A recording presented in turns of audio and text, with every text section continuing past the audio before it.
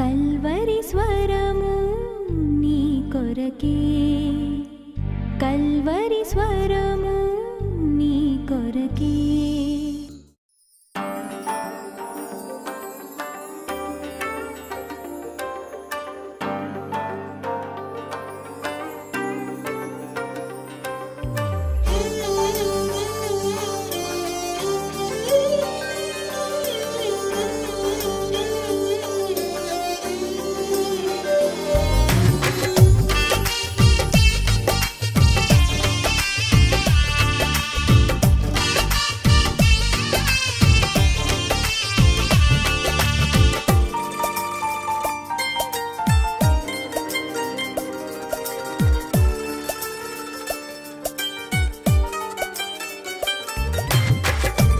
చిత్తము నాలో జరిగించుమో దేవా, పనికొచ్చే పాత్రగా నన్ను వాడుకో యేసయ్యా.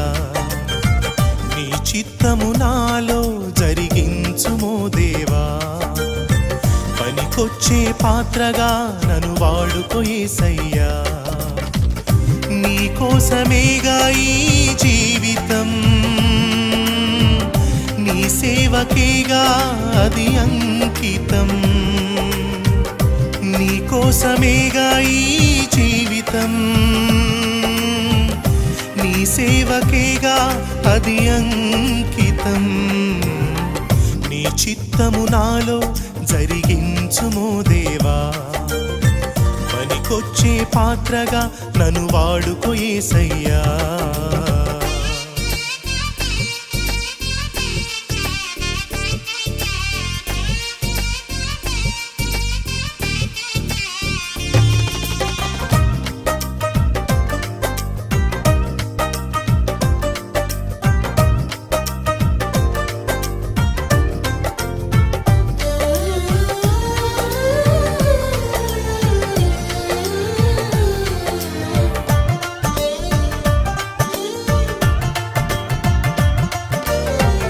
అబ్రహాము వలే లోకాన్ని విడిచి నిన్ను వెంబడించే జీవితం ఇవ్వయ్యా.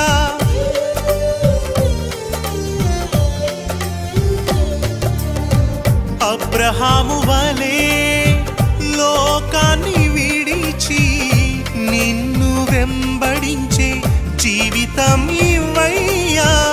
యాకోబు వలే మోసాన్ని విడిచి నీతో జీవించే జీవితం ఇవ్వయ్యా. యాకోబు వలే మోసాన్ని విడిచి నీతో జీవించే జీవితం ఇవ్వయ్యా. నీ చిత్తము నాలో జరిగించుమో దేవా, పనికొచ్చే పాత్రగా నన్ను వాడుకో యేసయ్యా.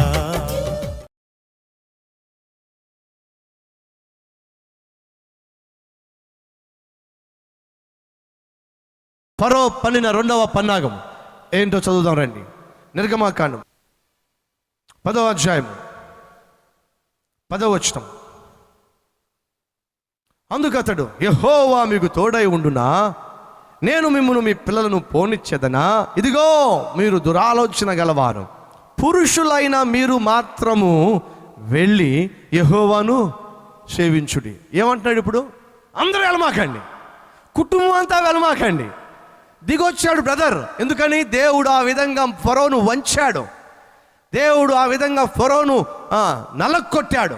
తట్టుకోలేక ఫరో అంటున్నాడు, సరే సరే సరే సరే ఆరాధించడానికి వెళ్తే వెళ్ళండి, కానీ కుటుంబం అంతా ఎందుకంట, ఫ్యామిలీ అంతా ఎందుకంట, ఇంటికి ఒకటి వెళ్తే సరిపోదా?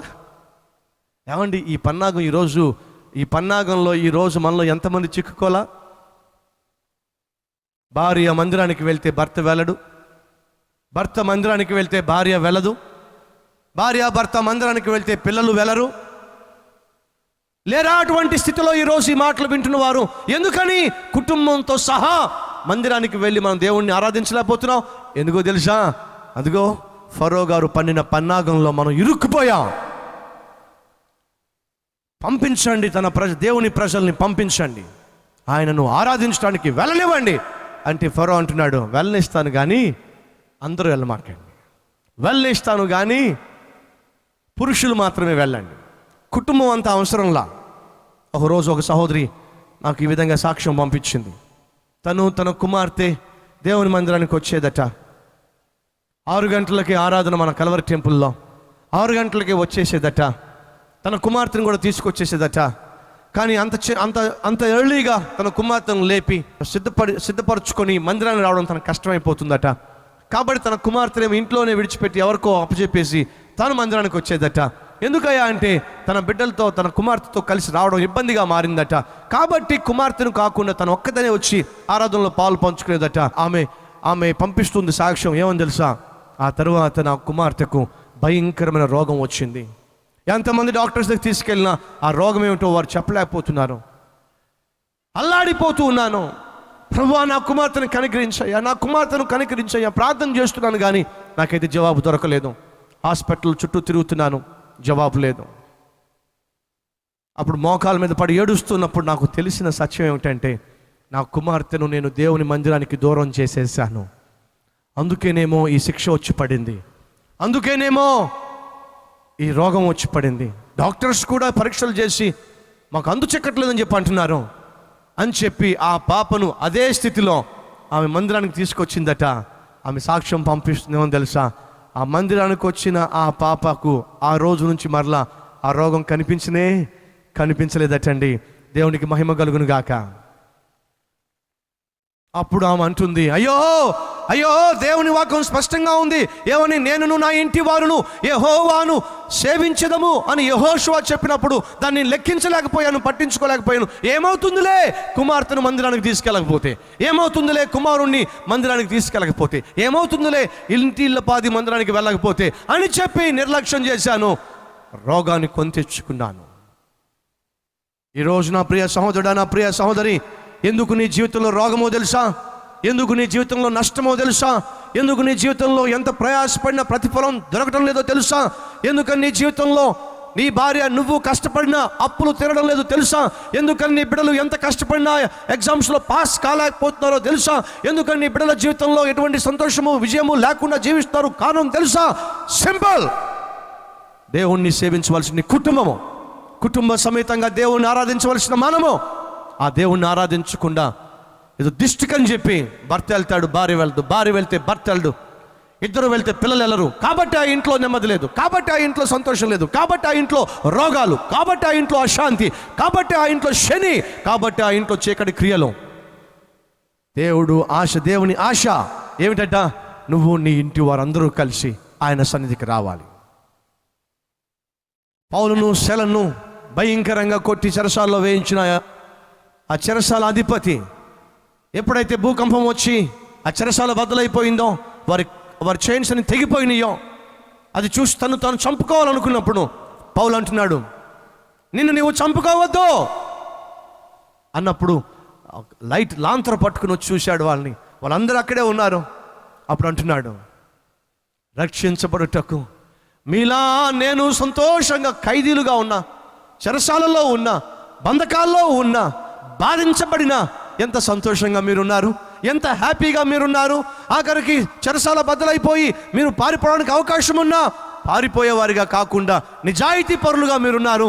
మీలా నేను ఉండాలంటే, మీలా సంతోషంగా ఉండాలంటే, మీలా నేను రక్షించబడాలంటే నన్ను ఏం చేయమంటారో చెప్తారా కాస్త? పౌలు అంటున్నాడు, యేసుక్రీస్తునందు విశ్వాసం ఉంచుము, అప్పుడు నీవును, చెప్పండి ఏమన్నాడు, నీవును నీ ఇంటి వారును రక్షించబడుదురు. అది దేవుని యొక్క చిత్తము.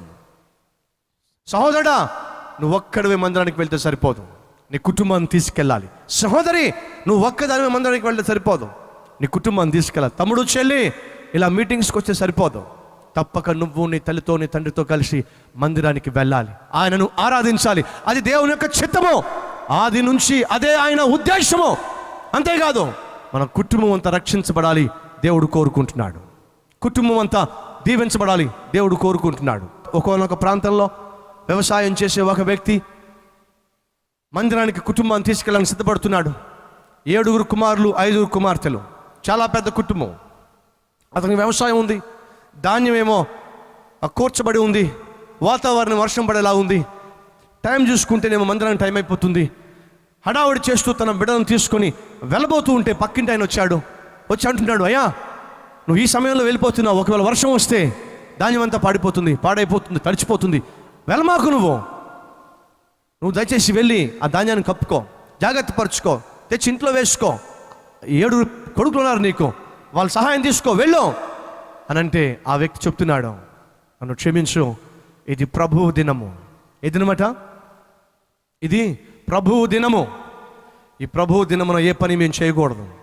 ఆయన మేము ఆరాధించవలసిన సమయంలో ఆరాధించకుండా మా యోగక్షేమాలు చూసుకోవడానికి అది మాకు మంచిది కాదు అని అంటే ఆ వ్యక్తి నవ్వాడు. పిచ్చోడ్లా ఉన్నాడు, మతం బాగా ముదిరిపోయింది వీడికి అని చెప్పి నవ్వాడు. అతను ఆరాధనకు వెళ్ళాడు, ఆరాధనలో కూర్చున్నాడు. భయంకరంగా వర్షం పడిపోయింది. తిరిగి ఇంటికి వచ్చాడు. పక్కింటి అతను వచ్చి నవ్వుతున్నాడు, చూసావా నువ్వు ఆరాధనకి వెళ్ళి ఏం సాధించావు? నీకున్న ధాన్యం మొత్తాన్ని పాడు చేసుకున్నావు. అప్పుడు అతను అంటున్నాడు, నేను ధాన్యాన్ని పాడు చేసుకున్నాను, నష్టపరుచుకున్నాను, కానీ పండంటి కుటుంబాన్ని నేను కాపాడుకోగలిగాను, రక్షించుకోగలిగాను, ప్రభు బిడ్డలుగా మార్చుకోగలిగాను. ఇది నాకు చాలు. ఏంటంట? ఇది నాకు చాలు. I saved my family but you have saved your grain. నువ్వు ధాన్యాన్ని కాపాడుకున్నావు, రక్షించుకున్నావు, కానీ నేనైతే నా కుటుంబాన్ని రక్షించుకున్నాను. ఆ వ్యవసాయదారుని యొక్క కుటుంబంలోనే వచ్చేటండి ఎంతోమంది సేవకులు, ఎంతోమంది గొప్ప వాక్యోపదేశకులు లేచి ఆ దేశాన్ని ఉద్ధరించినట్టుగా చరిత్రలో రాయబడి ఉందండి. సహోదరులు, దేవుని సంధికి రాకుండా, దేవుని సంధిలో ఆరాధించకుండా, కుటుంబ సమేతంగా కనిపించకుండా ఏదో సాధించాలని ప్రయత్నం చేయడం వల్ల ప్రయోజనము లేనే లేదు. ఫరో అంటున్నాడు, ఏమని? వెళ్ళు, కానీ అందరూ వెళ్ళమాకండి, ఇంటికి ఒకడు వెళ్తే సరిపోతుంది. ఈ మాట నీకు చాలా కాలంగా సైతాన్ గారు చెప్తున్నాడు కదా. అయ్యా ఇల్లంతా కలిసి వెళ్తే అంతమందికి ఛార్జీలు పెట్టుకుని ఏం వెళ్తావు, అంతమందిని ఆటోలో పెట్టుకుని ఏం వెళ్తావు, నువ్వు ఒక్కడ వెళ్తే సరిపోదా అని అంటున్నాడు కదా. ఆ మాట నువ్వు లోబడిపోయి లొంగిపోయి ఈరోజు నువ్వు కుటుంబ సమేతంగా దేవుని సంధికి వెళ్లకుండా కేవలం నువ్వు ఒక్కడవే వెళ్తున్నావు కాదు, తప్పు. ఈరోజు నువ్వు తీర్మానం తీసుకో. ఏమిటది? నువ్వు నీ ఇంటి వారు కలిసి దేవుని మందిరానికి వెళ్ళాలి. ఎన్ని పనులున్నా దేవుని సంధిలో కుటుంబ సమేతంగా కనిపించాలి. అది దేవుని యొక్క ఉద్దేశము. 3వ పన్నాగం 10వ అధ్యాయం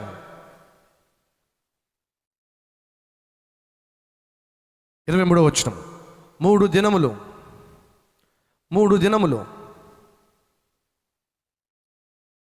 ఒకరినొకడు కనుగొనలేదు, ఎవడును తానున్న చోట నుండి లేవలేకపోయాను. ఆయనను ఇశ్రాయేలులందరికీ వారి నివాసములలో వెలుగుండెను.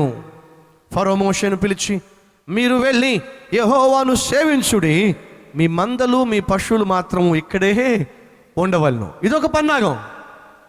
ఓకే, అందరూ పొండి, మీ దేవుని మీరు సేవించండి, కానీ మీ మందలను కానీ పశువులను కానీ తీసుకెళ్ళి దేవుడికి మాత్రం అప్పగించమాకండి.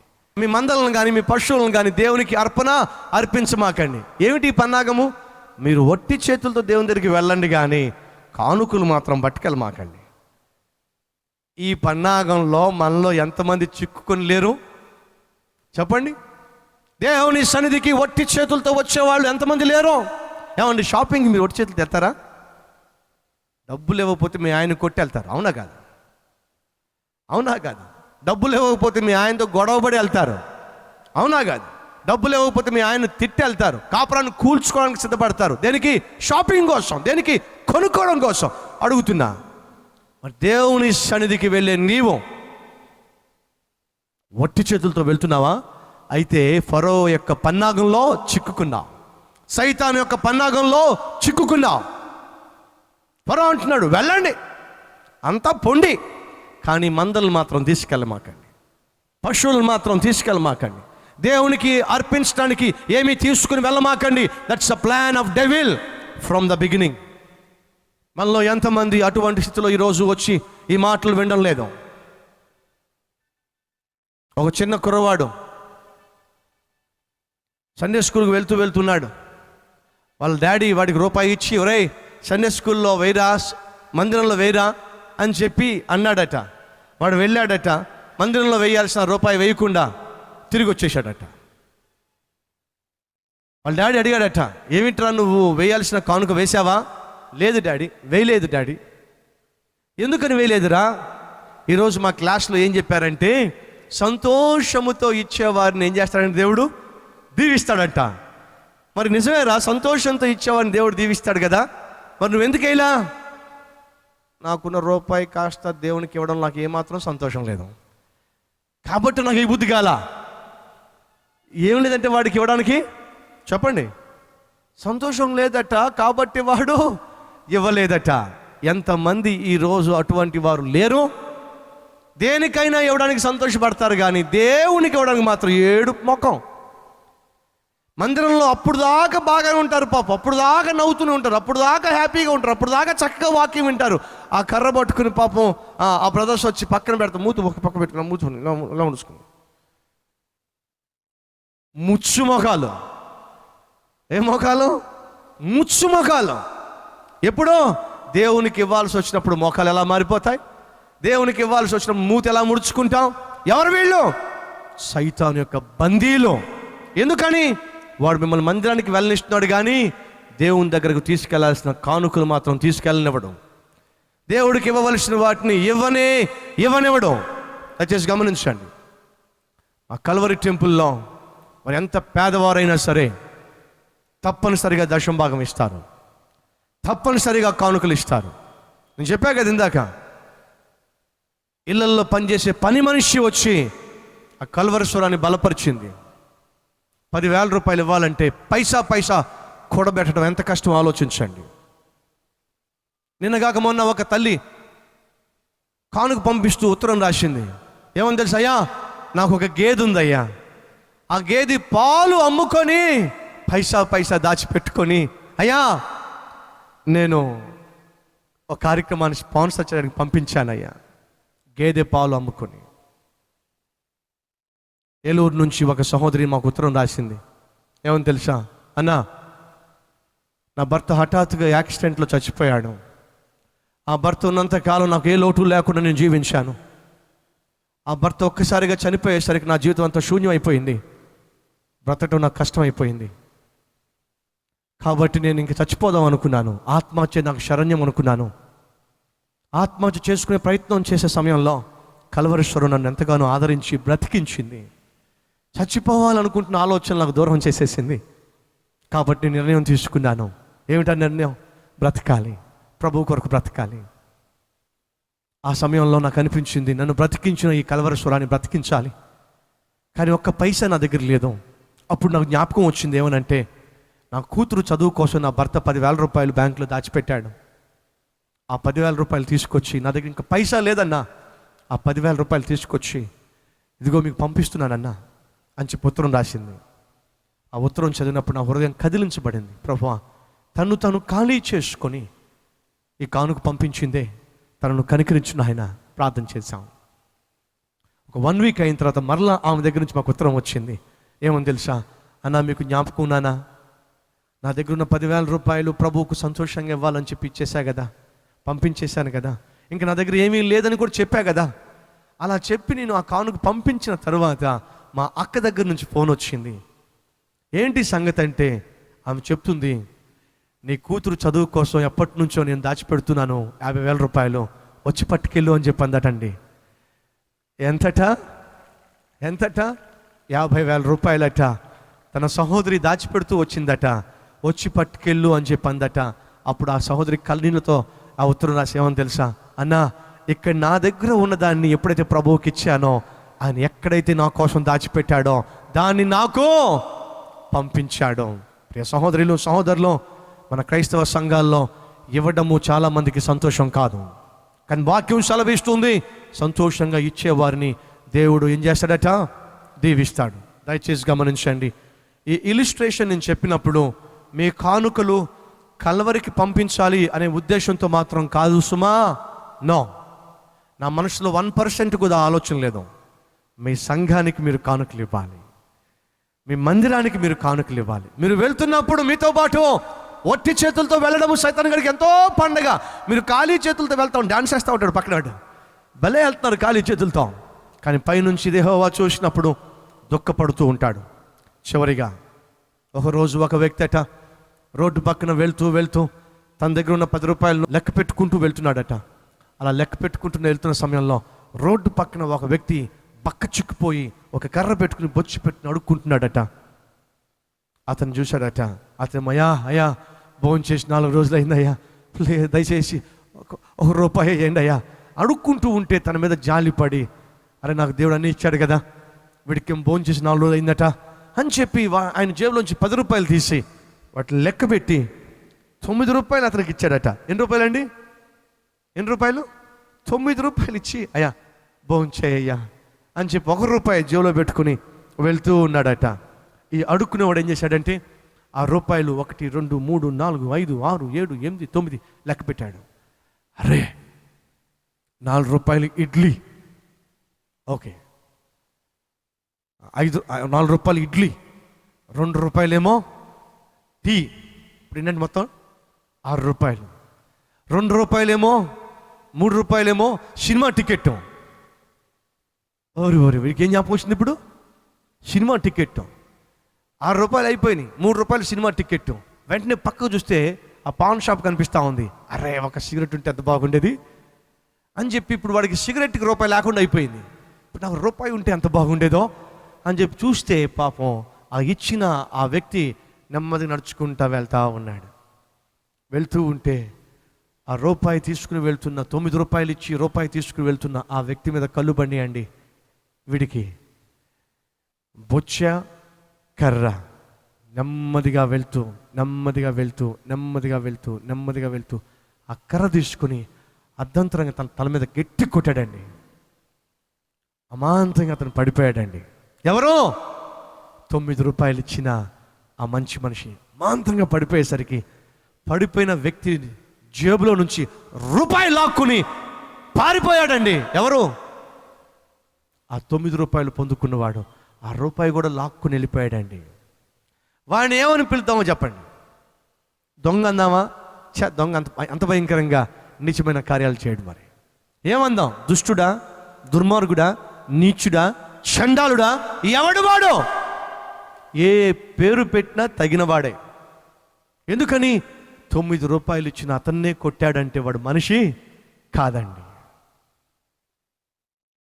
దేవుడు నిన్ను నన్ను కనికరించి దిక్కు లేని స్థితిలో, ఉద్యోగం లేని స్థితిలో, ఇల్లు లేని స్థితిలో, పూట గడవని స్థితిలో ఆయన మన మీద జాలిపడి నీకు ఉద్యోగం ఇచ్చాడు కాదు, జాలిపడి నువ్వు ఉండడానికి ఒక చిన్న ఇల్లు కట్టుకునే శక్తి ఇచ్చాడు కాదు, జాలిపడి ఒక స్కూటరో బైకో కారో కొనుక్కోవడానికి కనికరించాడు కాదు.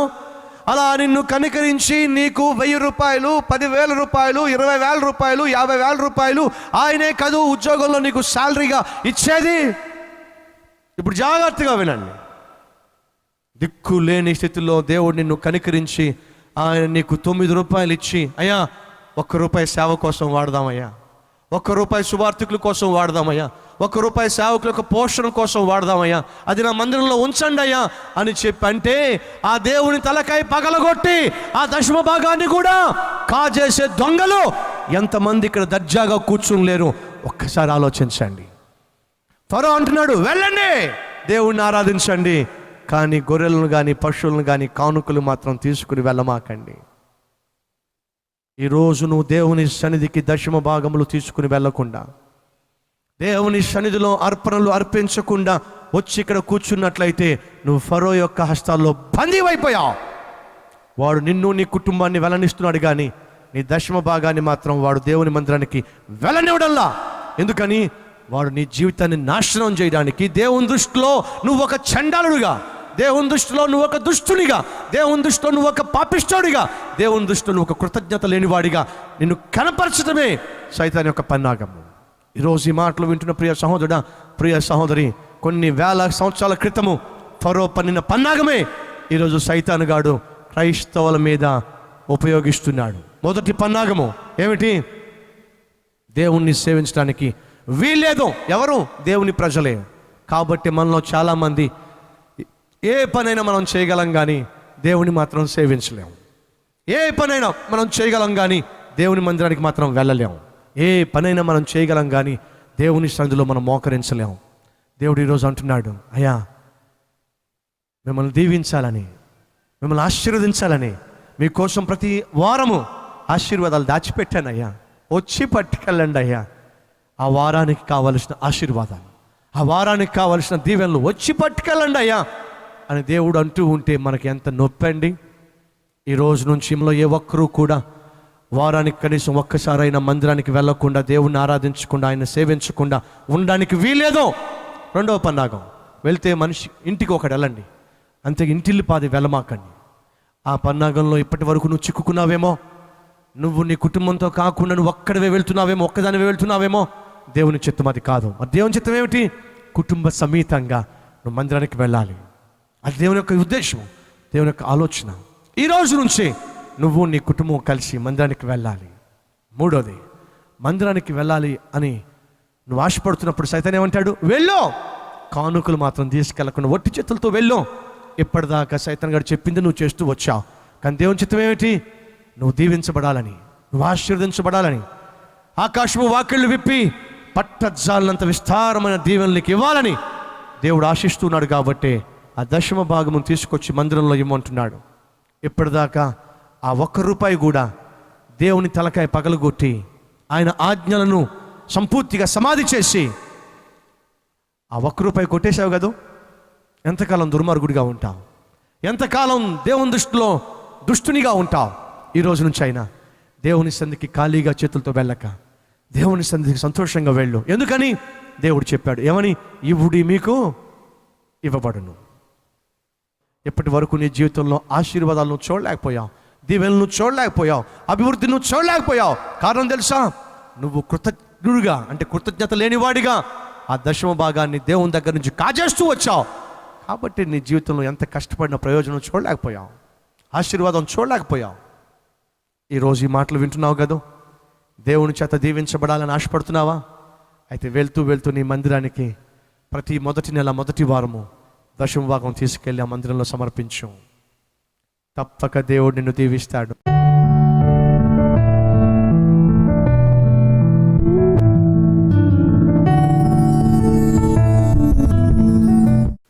ఆయన కుటుంబ సమేతంగా నీ సన్నిధికి రావాలని, యెహోషువ వలె మేము కూడా నేను నా ఇంటి వారిని యెహోవాను సేవిస్తున్నాను చెప్పాలని, కుటుంబంగా నీ సన్నిధిలో మేము కనిపించాలని నువ్వు ఎంతో ఆశపడుతున్నావు. కానీ ఇంటికి ఒకడు చాలు.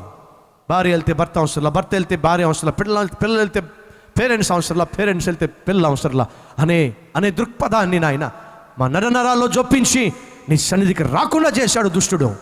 ఈరోజు ఎందరైతే ప్రభు అట్టి స్థితిలో ఉండి నాయన వారి జీవితాల్లో కుటుంబ సమేతంగా నీ సన్నిధికి రాకుండా నాయన ఏవో కారణాలు చెప్పి ఆగిపోతున్నారో వారితో ఈరోజు నువ్వు మాట్లాడావు. కుటుంబం అంతా కలిసి నా మందిరంలో కనిపించండి, కుటుంబం అంతా కలిసి నన్ను సేవించండి అని నువ్వు శాసిస్తున్నావు. ఎవరైతే ఈ మాటలు విని ప్రభు నన్ను క్షమించాయా, ఇప్పటి వరకు కుటుంబంతో కలిసి నీ మందిరానికి రాలేకపోయాను, కానీ ఇక నుంచి కుటుంబం అంతా కలిసి తప్పక నీ సన్నిధిలో కనిపిస్తాం, నిన్ను సేవిస్తామని తీర్మానం తీసుకుంటున్నారో వారందరినీ దీవించమని, విత్తబడిన వాక్యాన్ని ఫలింప చేయమని యేసయ్య పేరట వేడుకొంచున్నాం తండ్రి. ఆమేన్.